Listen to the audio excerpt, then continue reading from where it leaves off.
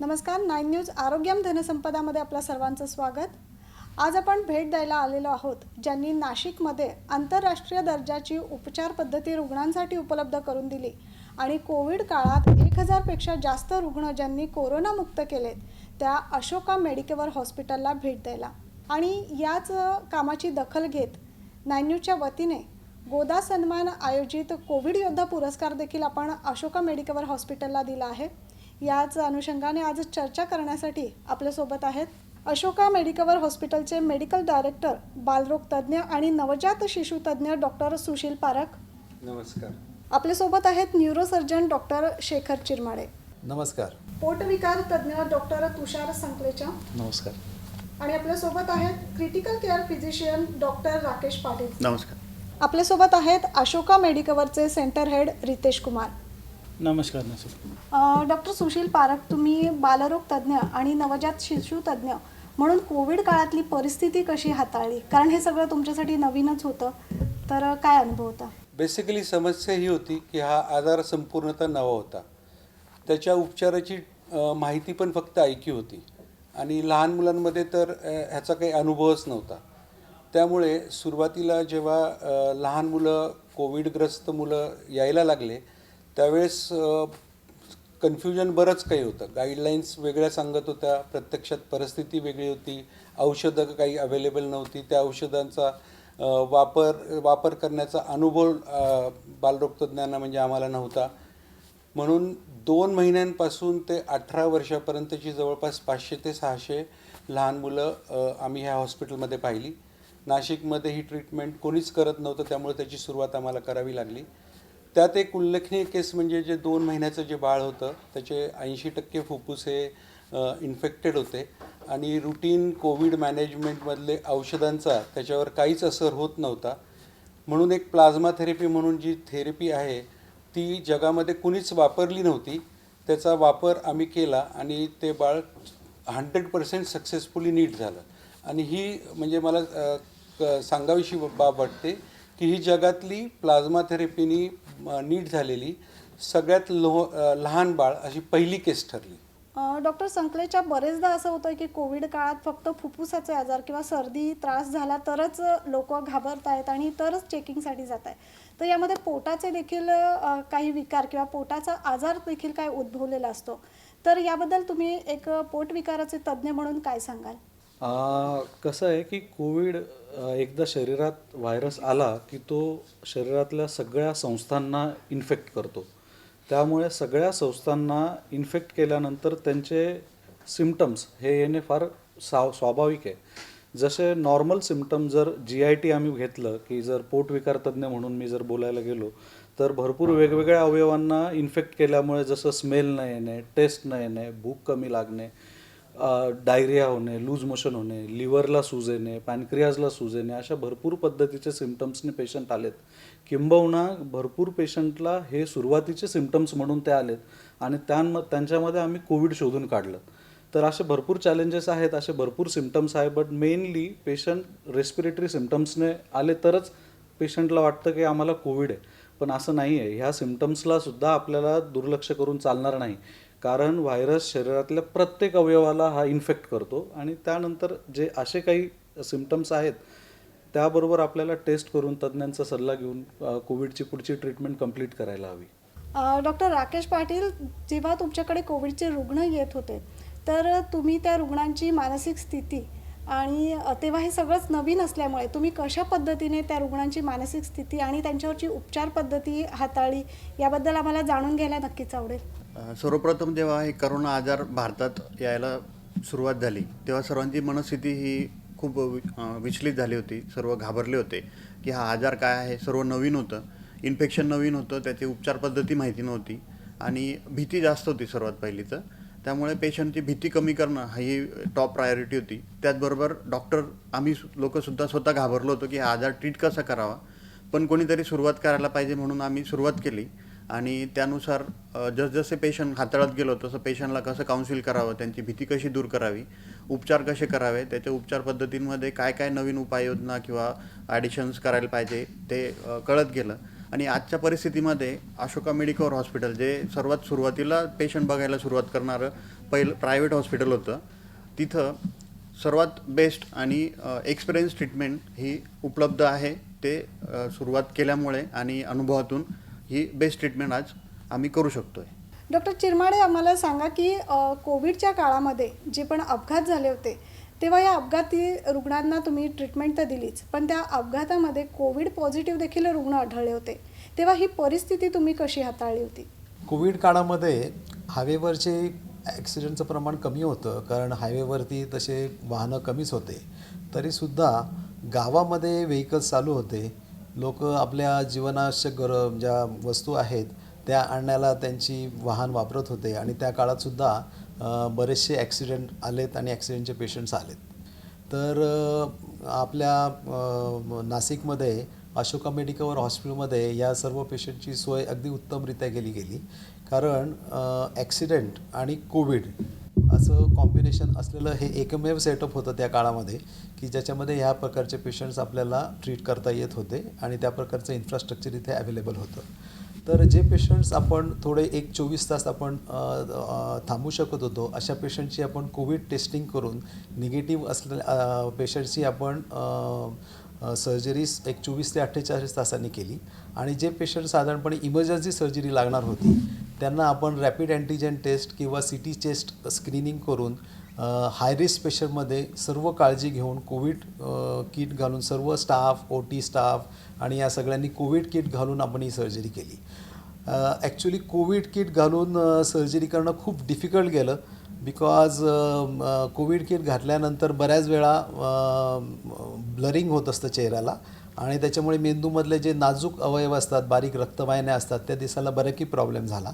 पण तरीसुद्धा आपण विथ मायक्रोस्कोप आणि या सगळ्या गोष्टींनी बऱ्याचशा सर्जरी आपण सक्सेसफुल करू शकलो.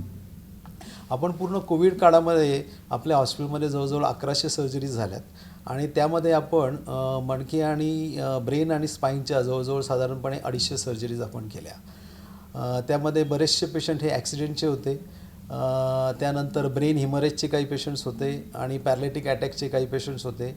मणक्यांचे काही इमर्जन्सी सर्जरीज कराव्या लागल्यात, कारण काही पेशंट्सला सिव्हिअर सायॅटिकाचे प्रॉब्लेम सुरू होते आणि त्यांना पॅरालिसिस होण्याची रिस्क होती. काहींना मानेच्या मणक्यांचे ऑपरेशन्स करावे लागले. काही ब्रेन ट्युमर्स डायग्नोज झाले. काही पेशंट्सला फिट आली आणि त्यांचे ट्युमर्स डायग्नोज झाले. तर ट्युमर्ससुद्धा हे साधारणपणे इमर्जन्सी सर्जरीज असतात. तर असे बरेचसे आपण सर्जरीज अशोका मेडिकल हॉस्पिटलमध्ये केलेले आहेत आणि हे सगळं साध्य झालं की जे आपल्याकडे इथे इन्फ्रास्ट्रक्चर आहे, सेपरेट ऑपरेशन थिएटर आहे आणि त्याबद्दल पेशंट जर का कोविड पॉझिटिव्ह असेल तर त्याबद्दल आपल्याला पेशंट ठेवण्याकरता जे वेगळे झोन्स होते, रेड झोन्स होते आणि तिथं जो वेगळा अलॉटेड स्टाफ होता आणि कोविडची ट्रीटमेंट करणारे डॉक्टरसुद्धा होते. तर अशा पद्धतीने टीमवर्क करून आपण अशा सगळ्या पेशंटची ही ट्रीटमेंट आपण करू शकलो. डॉक्टर पारख, या कोविडच्या काळामध्ये बऱ्याच गर्भवती स्त्रिया देखील हॉस्पिटलमध्ये ॲडमिट झाल्या होत्या, तर त्यांचा रिकव्हरी रेट कसा होता आणि ज्या ज्या प्रेग्नंट लेडी होत्या त्यांच्या बाळाला किती रिस्क होती? ह्या काळात आपल्या हॉस्पिटलला आलेल्या 100% प्रेग्नंट स्त्रियांची प्रसूती सक्सेसफुली आपल्या हॉस्पिटलमध्ये करण्यात आली आणि ऑलमोस्ट 100% बाळ हे रिकवर झाले आणि majority of the Bal Covid positive नव्हते. ह्याच्यामध्ये सांगण्यासारखी उल्लेखनीय अशी एक केस होती की एक प्रेग्नंट लेडी अतिशय सिरियस कंडिशनमध्ये आपल्या इमर्जन्सी रूममध्ये आली आणि आल्याच तिने 5 मिनटात श्वास बंद करून टाकला. तर त्या 5 मिनटांमध्ये तिला इंट्युबेट करून आणि इमर्जन्सी ऑपरेशन थिएटरमध्ये शिफ्ट करून विदिन 30 मिनिट्स त्या बाळाची डिलिव्हरी करण्यात आली.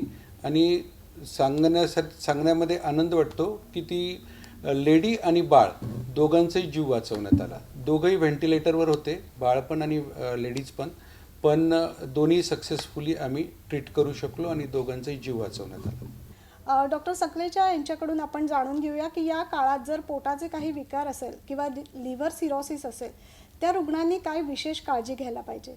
लिव्हर सिरोसिस किंवा लिव्हरचे जे जुनाट आजार असतात, ह्या पेशंट्समध्ये ऑलरेडी लिव्हरचे जे रिझर्व्स आहेत, म्हणजे शरीरातले जे रिझर्व्स आहेत ते फार आटलेले असतात आणि फार कमी असते.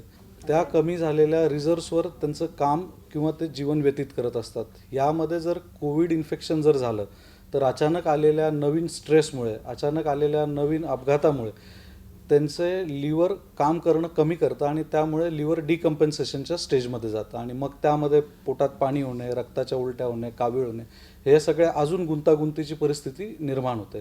तर यामध्ये आपल्याला इन्फेक्शन होऊ नये ही काळजी घेणं जास्त गरजेचं असतं, कारण ह्या पेशंट्समध्ये, इम्युनो कॉम्प्रोमाइज पेशंट्समध्ये जेव्हा इन्फेक्शन होतं तर ती गुंतागुंतीची सिच्युएशन हँडल करताना फार नाकात दम येतो. तर म्हणून ह्या पेशंट्सला इन्फेक्शन होऊ नये ही काळजी त्यांनी घ्यायला हवी. त्याच्याकरता रुटीन मेजर्स वापरायचे आहेत. जसे सगळेजण सांगतात की मास्क वापरा, हात धुवा वारंवार, डिस्टन्स ठेवा, अननेसेसरी गर्दीच्या जागेवर जाऊ नका. तर ह्या सगळ्या गोष्टींची जरी काळजी घेतली तरी बरे. आता कोविडची नवीन स्ट्रेन आलेली आहे हे सर्वच जण सांगतायत, मेडिकल सायन्सनी पण ते प्रूव्ह केलेलं आहे. परंतु या सेकंड स्ट्रेनमुळे सामान्य नागरिकांमध्ये काय आणि इतर सर्वांमध्ये खूप जास्त भीती आहे. तर या भीतीबद्दल काय मार्गदर्शन करणार डॉक्टर राकेश पाटील, काय सांगताय तुम्ही? खरं तर सेकंड स्ट्रेनला घाबरून जाण्याची अजिबात गरज नाही आहे. आणि सर्वात महत्त्वाचं म्हणजे फर्स्ट स्ट्रेनच्या वेळेस ज्या काळजी आपण घेतल्या नाही किंवा नंतर उशिरा घ्यायला सुरुवात केली, ती काळजी आपल्याला आत्तापासून आणि पुढेही कंटिन्यू घेत राहणं गरजेचं आहे.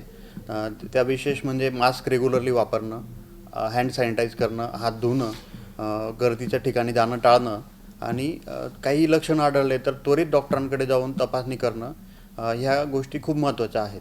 आणि सेकंड स्ट्रेन आला जरी किंवा त्याचे पेशंट जरी वाढले तरी घाबरून जाण्याचं काही कारण नाही, कारण आपल्याला उपचार पद्धती बऱ्यापैकी माहीत झाली आहे आणि आपण पेशंट पूर्णपणे बरे करू शकतो जर पेशंट आपल्याकडे डॉक्टरांकडे वेळेत आले आणि त्वरित उपचार सुरू झाले तर 100% पेशंट हे पूर्णपणे बरे होऊन घरी जाण्याचे चान्सेस खूप जास्त आहेत. डॉक्टर चिरमाडे, तुम्ही असं सांगा की आता जे रुग्ण ज्यांच्या शस्त्रक्रिया ठरलेल्या आहेत किंवा कोणाला शस्त्रक्रिया करायच्या आहेत पण त्या भीतीने सुद्धा ते डॉक्टरांकडे जात नाही आहे किंवा रुग्णालयात येण्याचं टाळतायत, तर अशा पेशंटसाठी तुम्ही काय सांगाल? सांगू इच्छितो की कुठलंही दुखणं हे अंगावर काढू नका. तर त्यातल्या त्यात तुम्ही त्याच्या तज्ज्ञ डॉक्टरांचा सल्ला घ्यायला पाहिजे आणि त्या तपासण्या ज्या असतील त्या करून घ्यायला पाहिजे. त्या सल्ल्यामधनं जर का एखाद्या पेशंटला सर्जरी लागत असेल तर डॉक्टर तुम्हाला क्लिअर कट सांगू शकतील की ही सर्जरी साधारणपणे किती गरजेची आहे, किती अर्जन्सीची आहे. काही सर्जरीज ह्या आपण पोस्टपोन करू शकतो, 6 महिने, वर्षभरही पोस्टपोन करू शकतो. अशा सर्जरीज असतील तर त्यांना आपण डेफिनेटली काही थांबायला काही हरकत नाही.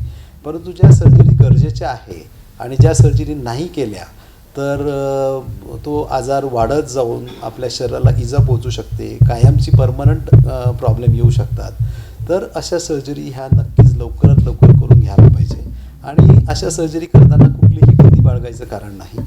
आता मी गेल्या पूर्ण वर्षभरामध्ये कोविड काळातसुद्धा जवळजवळ 250 सर्जरीज केल्या. तर सर्व पेशंटची आपण टेस्टिंग वगैरे करून सर्जरी करतो आणि आतासुद्धा आपण रुटीनली प्लॅन सर्जरीज करतो आहे. सर्व पेशंटचं आपण कोविड टेस्ट करून घेतो. कोविड टेस्ट निगेटिव्ह असेल तर पूर्ण सेफ्टी प्रिकॉशन्स घेऊन सर्जरी करता येते आणि मेजॉरिटी ऑफ द पेशंटला कुठेही काही प्रॉब्लेम येत नाही. अशोका मेडिकल हॉस्पिटलमध्ये 8 ऑपरेशन्स थिएटर आहे आणि डेडिकेटेड स्पेशालिटी ओटीज आहेत, like cardiac surgery, neuro surgery, orthopaedic, gynaecology आणि जनरल सर्जरी, लॅप्रोस्कोपिक सर्जरी. तर आपल्या प्रत्येक ऑपरेशन थिएटर हे वेल इक्विप्ड आहे. त्यामध्ये सगळ्या त्या स्पेशालिटीला लागणारे सगळे इक्विपमेंट्स आहेत आणि अशा सर्व इक्विपमेंट्स असलेल्या ठिकाणी जर का आपण ऑपरेशन्स केलं तर पेशंटची सेफ्टी ही खूप जास्त असते आणि पेशंट त्यातनं लवकर बरा होण्याचे चान्सेस खूप चांगले असतात. त्यामुळे कुठल्याही पेशंटनी घाबरून न जाता न्यूरो आणि स्पाईन सर्जरीचेच काय तर बाकी कुठल्याही स्पेशालिटीची जरी सर्जरी लागत असेल, लाईक युरोलॉजी म्हणा किंवा कार्डियक सर्जरी म्हणा, तर ह्या पोटाच्या सर्जरी म्हणा, तर गरज असेल आणि जर का त्याची सर्जरी लवकर करण्याची गरज असेल तर कुठलीही भीती न बाळगता ह्या सर्जरी तुम्ही करून घ्यायला काहीही हरकत नाही. रितेशजी, अशोका मेडिकवरमध्ये आंतरराष्ट्रीय दर्जाचं ICU किंवा अतिदक्षता विभाग आहे. तर याचप्रमाणे रुग्णांची अशोका मेडिकवरमध्ये कशी काळजी घेतली जाते आणि काय काय हॉस्पिटलचे खासियत आहे हे नक्कीच आम्हाला जाणून घ्यायला आवडेल. जसं आपल्याला माहिती आहे, अशोका मेडिकवर हॉस्पिटलमध्ये आंतरराष्ट्रीय दर्जाचा ICU आहे. तर आपल्याला ज्या ICUचे स्टँडर्ड्स आहेत ते आपलं हेड ऑफिस जे पोलंड किंवा नॉर्थ युरोपमध्ये स्थित आहेत तिथलं प्रमाणे आपलं ICUचे सगळे प्रोटोकॉल्स आणि पॉलिसीज फॉलो केले जातं इथे. आता इथे ICU म्हणजे फक्त एक ICU नाही आहे, पण वेगळे वेगळे आय सी यू आहेत. जसं आपल्याला सर्जिकल पेशंटसाठी वेगळे आय सी यू आहे, surgical I C U, medical I C U, paediatric I C U, त्याच्यानंतर हे आपलं हाय डिपेंडन्सी युनिट्स पण आहेत. तर हे सगळं वेगळं वेगळं पेशंटसाठी वेगळे वेगळे आय सी यू ठेवलेले आहेत आपण.